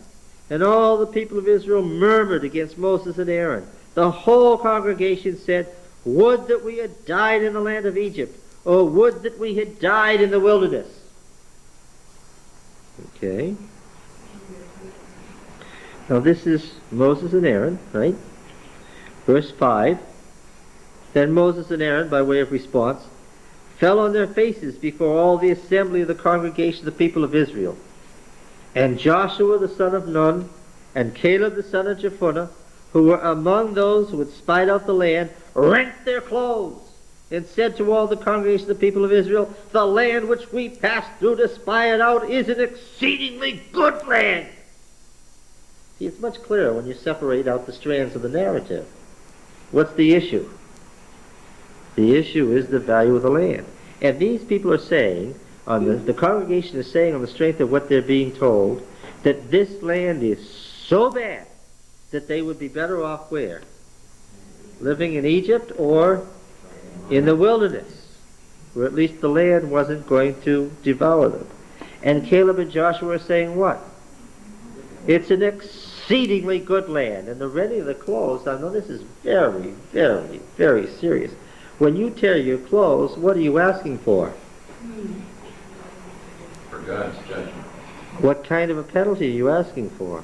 You're asking for a death penalty. When they made the decision to tear their clothes, what were they saying? They wanted these other guys put to death, or what? Or they would be put to death. This was really serious. This is the strike me dead is what I say. Yes, that's right. That's exactly it. This is a request for trial by ordeal. They want some sort of an ordeal that will say who's a liar and who isn't, and the people who are lying they want put to death. Were they separated as spies and No. might have gone to No, that's the whole... Empire? No, that's exactly what the story explicitly says didn't happen. What was the people's response? Verse 10, but the congregation said to stone them with stones. The congregation had already made up its mind. Okay? Now God intervenes, verse 26. Verse 26. Yahweh said to Moses and to Aaron, how long shall this wicked congregation murmur against me? I have heard the murmurings of the people of Israel which they murmur against me. Say to them, as I live, says Yahweh, what you have said in my hearing I will do to you. Your dead bodies shall fall in this wilderness. And all of your numbered from 20 years old and upward. Remember that the setting of the stories in the book of Numbers is what? Is the census. Come back to that again and again. The war camp, the invasion of Canaan. Who have murmured against me, not one shall come into the land where I swore that I would make you dwell, except Caleb the son of Jephunneh and Joshua the son of Nun. See, they're both mentioned because they've both spoken. But your little ones, who you said would become a prey, I will bring in, and they shall know that the land which you have despised. But as for you, your dead bodies shall fall in this wilderness, and your children shall be shepherds in the wilderness 40 years, and shall suffer for your faithfulness until the last of your dead bodies lies in the wilderness. And according to the number of the days in which you spied out the land, 40 days. This is all in the context of the priestly literature where they listed out the tribes. Remember, that was all done at the sanctuary. This isn't Moses' tent story. This is the story in the light of the sanctuary, where they registered that census, where they counted those people, where each of these people were ordained to take. This is in the light of the priestly Levitical Aaronite literature. Aaron doesn't look bad here. Who are they going to kill? Joshua and Caleb, and who else? Moses and Aaron, right? In priestly literature, in temple literature, in the liturgy of the temple, days are parallel to what? Years and months and so forth. According to the number of days in which you spied out the land, 40 days, for every day a year. You shall bear your iniquity 40 years, and you shall know my displeasure. I, Yahweh, have spoken. Surely this will I do to all this wicked congregation that are gathered together against me. In the wilderness they shall come to a full end, and there they shall die. And the man whom Moses sent to spy out the land, and who returned and made all the congregation to murmur against him by bringing up an evil report against the land. It's very consistent. We're going to see a quite different story in a minute. But this is a report about the land. The men who brought up an evil report of the land died by plague before Yahweh, but Joshua the son of Nun and Caleb the son of Jephunneh remained alive of those men who went to spy out the land. Now, is that a dramatic story? That's real narrative art there. We don't usually get such a great story from the priestly literature. They tend to drag in details that are more genealogical. All right? Now, this story is remembered in twice. Okay? There's in my mind, no question that that's the Aaronite remembrance of the story. Okay? Now let's read this.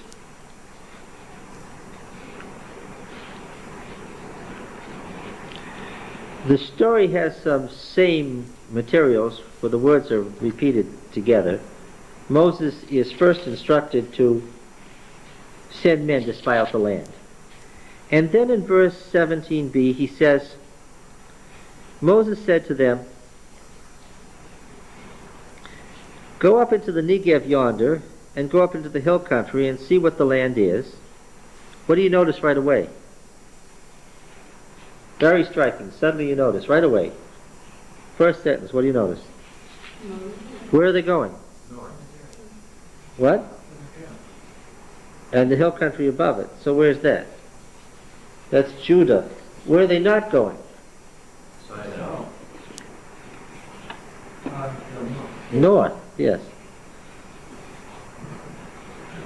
They're missing 2/3 of what we call Palestine.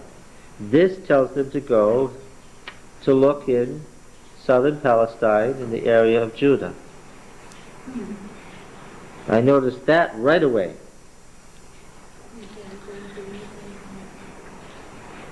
And see what the land is. Of course, I remember that in the family of Moses that they settled where? In the hill country of the Yethrites settled where? First. In the hill country of Judah, not surprisingly. Go up to the Negev yonder and go up into the hill country and see what the land is, and whether the people who dwell in it are strong or weak, whether they are few or many, and whether the land they dwell in is good or bad, and whether the cities they dwell in are camps or strongholds, and whether the land is rich or poor. See, these 12 spies were war leaders. They were the war leaders of their respective tribes. They were the top military officers of their respective tribes. As war leaders, they were being sent out to make observations that would determine what? How they went about conducting the war of conquest. Whether there is wood in it or not. Be of good courage. Here's a detail that's utterly lacking in the other story. And bring some of the fruit of the land. Now the time was the season of first ripe grapes. So verse 22, what did they do? They went up into the Negev. Say, this is edited together fairly well so that if you didn't separate out the stories, you wouldn't even have noticed what? That there were two stories here with quite different details. I'll bet you've read this story a lot of times and didn't notice what? That there are two different stories with quite different details. Now here, they went up into the Negev and came to Hebron. Now what is Hebron? What is Hebron in the hill country of Judah? What is it? Where Abraham lived, right? Fortress city. Probably the most important city in the south. What city did it become? City didn't become Yes, later. Hebron. It's still there. Yes, but in later biblical times it was what? It was the capital, no. It was the capital of Judah. When David was first king. Judah, yes. David reigned there for 7 years as his capital city. It was the center of the southern district. They went up into the Negev and came to Hebron. And Achiman, Sheshai, and Talmai, the descendants of Anak the giants, were there. Okay? Please strike out Hebron was built 7 years before Zoan. I love these scrambled notes that got into the Bible. Now, what Moses told them to do was to get some of the fruit, and the time was the season of first ripe grapes, and they came to the valley of Eshcol and cut down from there a branch with a single cluster of grapes, and they carried it on a pole between two of them. They brought also some of the pomegranates and figs. The place was called the Valley of the Cluster because of the cluster which the men of Israel cut down from there. Okay? Now, as in the other story, it says that they returned from spying out the land, and they came to Moses and Aaron and all the congregation where? At Kadesh. Where the words are the same in the two stories, what did the scribes do? They left one set of them. They couldn't say the same word twice because that would give you a really mess. So, They didn't need the same words twice. They just struck one set out because they had them still here. It was the same thing, only they came back to the people of Israel at Kadesh. Well, actually Kadesh is north of the wilderness of Paran. And actually in Numbers 32 it says they left Paran to get to Kadesh.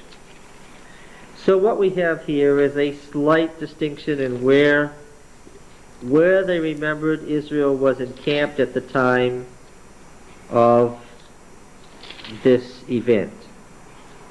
That's not a big deal, is it?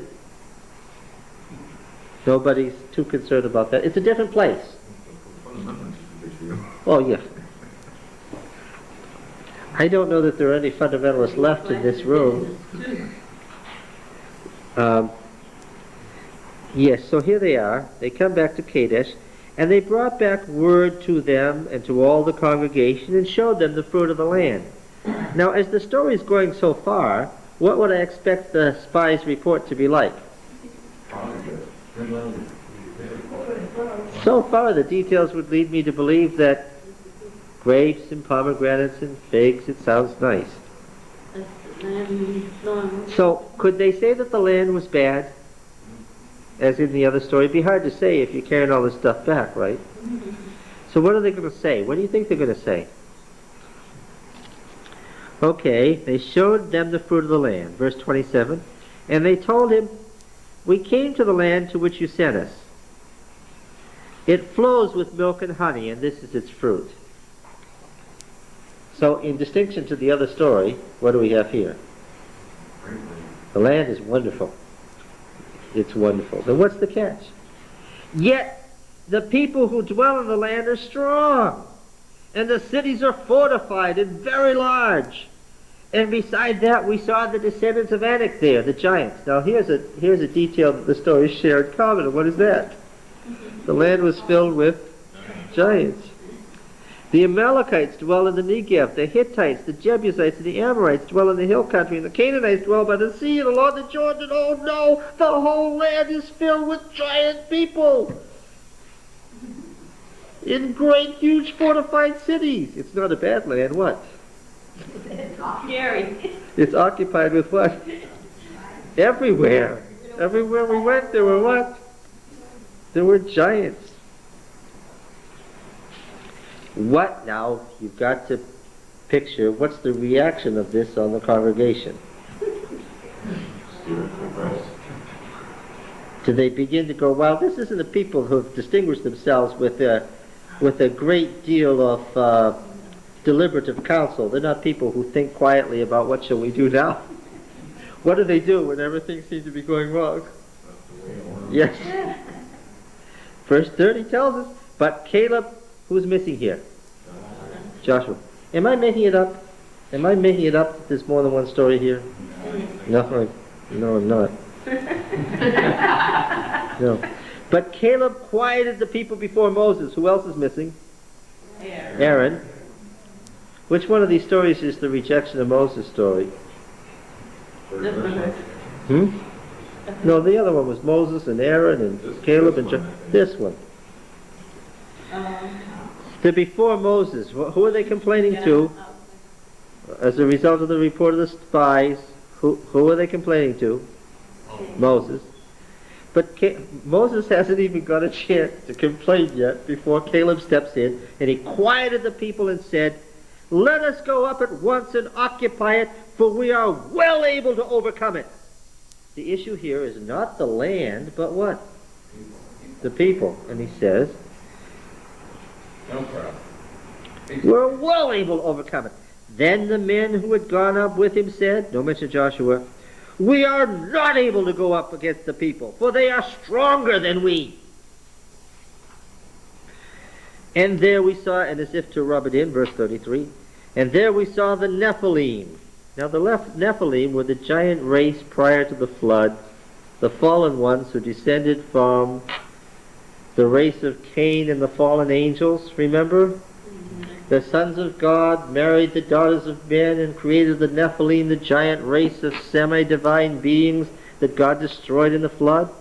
And what are they saying? The Nephilim have survived, and guess what?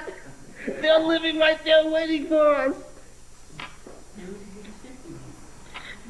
And they're getting smaller. And we seem to ourselves like grasshoppers, and so we seem to them.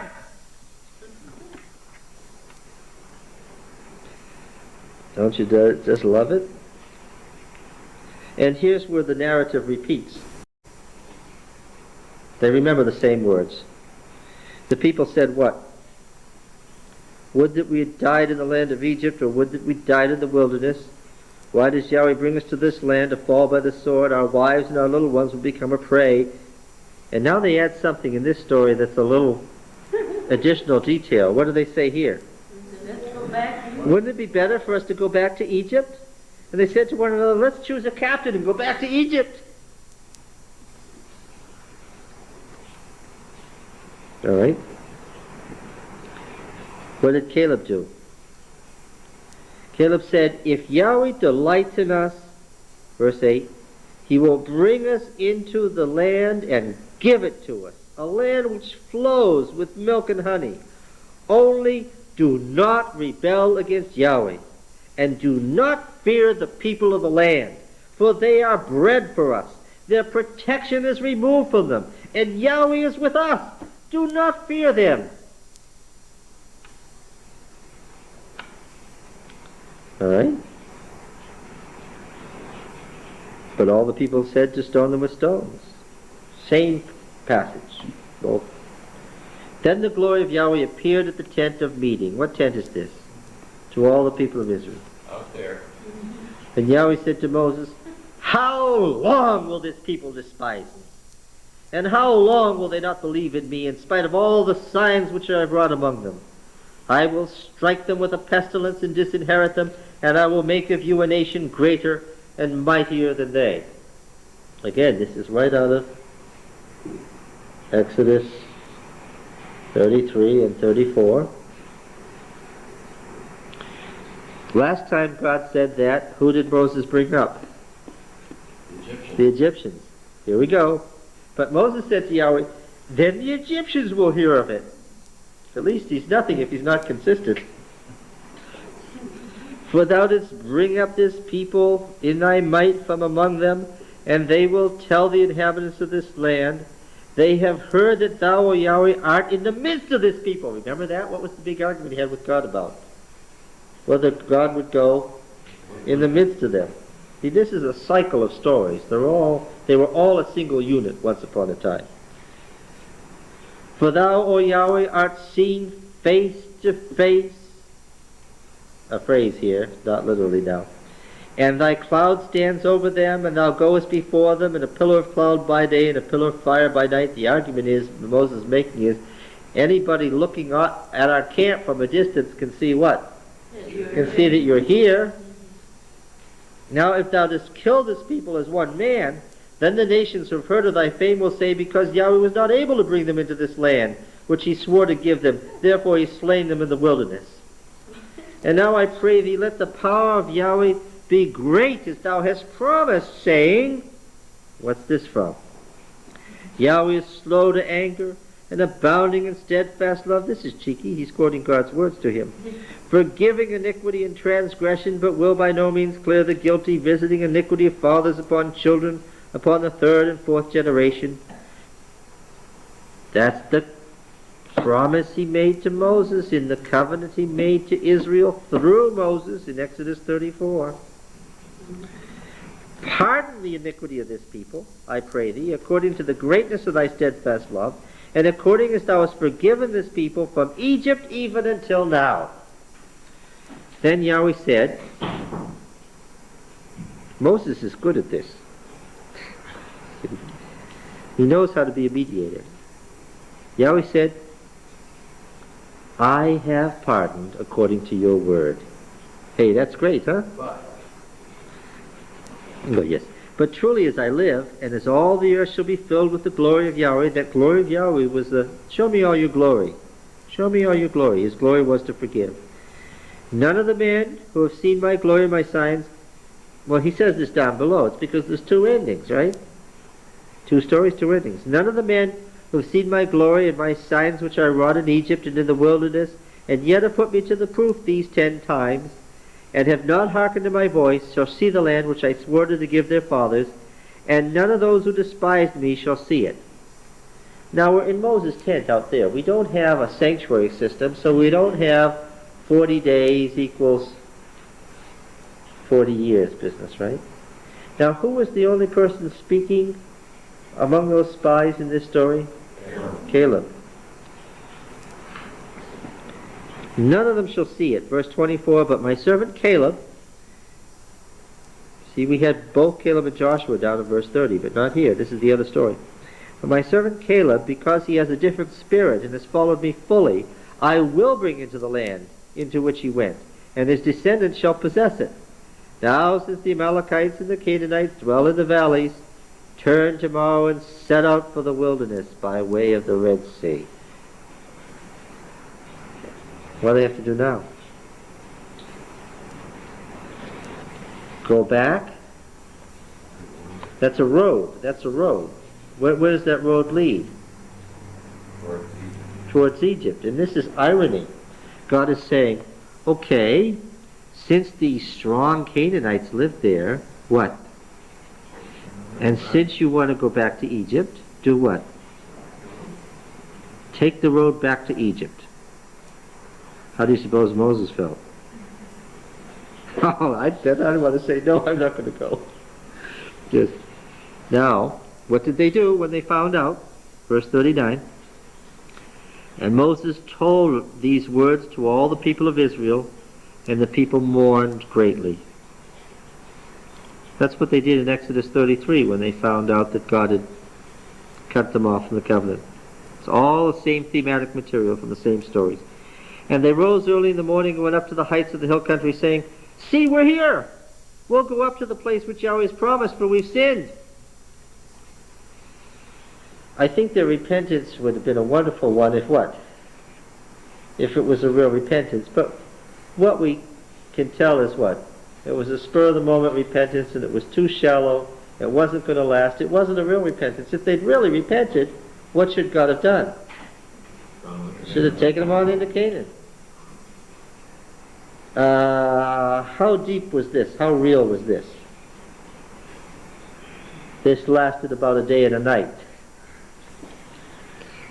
God didn't believe their repentance. He didn't believe it was a product of character development. See, we're here. We'll go up to the place which Yahweh has promised, for we've sinned. But Moses said, why are you now transgressing the command of Yahweh? For that will not succeed. Do not go up, lest you be struck down before your enemies, for Yahweh is not among you. For there the Amalekites and Canaanites are before you, and you shall fall by the sword, because you have turned back from following Yahweh. Yahweh will not be with you.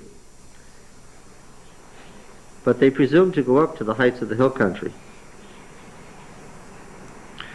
Although neither the ark of the covenant of Yahweh, and there's nothing that excludes the ark from Moses' tent, by the way, because the ark is mentioned in connection with Moses' tent, nor Moses departed out of the camp. Then the Amalekites and the Canaanites who dwelt in the hill country came down and defeated them and pursued them all the way back to their camp, to Hormah.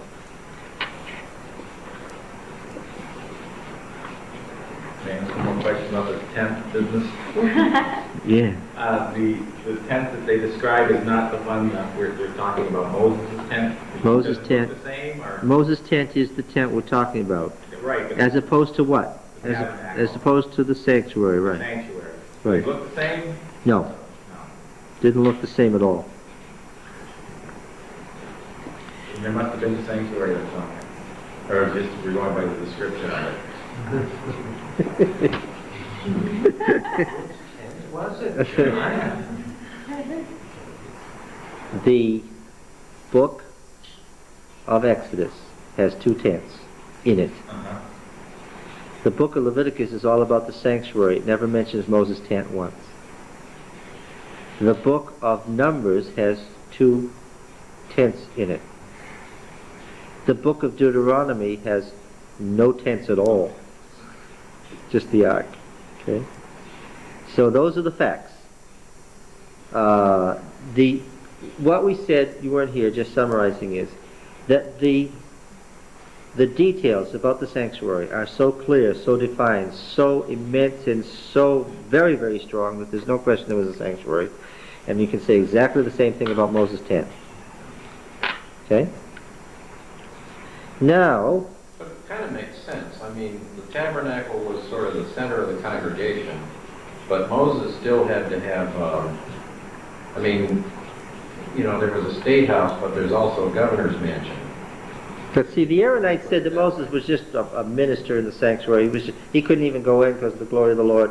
He was just on the same level as everybody else. But it makes more sense the other way, that they were both there. That they were both there, that Moses was still running things by his special communion with God in this tent outside the camp. And it also makes sense that the Aaronite family and the Moshite family both remembered these two desert tents of meeting in their own way because of their own traditions. Even in the Aaronite story, there's too much detail to allow for a once-a-year face-to-face with God, which is the way the sanctuary is set up. Once a year, more than likely, although they went in, they had to go in and clean it up on a regular basis. One is organized religion and the other is charismatic, And it's right? government. Yeah. There's two. It's like one is a story about how they were governed, and the other is about how the religion worked. Mhm. Even though those overlap, the two stories sort of diverge on the purpose of how it works. We are really going to have fun with this when we get to the story of Korah, Dathan, and Abiram. If we just had Moses' tent, let's say, and not the sanctuary, where was all the sacrificing going on now? Or wasn't there any? Moses is just Moses. And an altar of earth outside the camp. By Exodus- Moses' tent or somewhere else? Exodus 21. Yeah, in the vicinity of Moses' tent. Yes, okay. Do this. Separate out the rebellion of Korah from the rebellion of Dathan and Abiram. Tell me which one is following the theme of the denial of Moses and the rejection of the covenant made through Moses. Which is the Aaronite or Levitical story. Yeah, and then, of course, we're going to continue with the stories of the period in the wilderness, when the real test was made about whether the covenant was going to be rejected or not. Okay, there's some even more appalling stuff in the future. I just want to make one last spiritual application comment about this thing about them attacking the southern Canaanites. I don't quote Mrs. White very often deliberately to say that we're not trying to prove the Bible by Ellen White. But Mrs. White makes a comment about this, the effect of this thing on the Canaanites. When Israel left Egypt, and it was only a year later, it was only 14 months later, and drew near the southern borders of Canaan, what was the effect?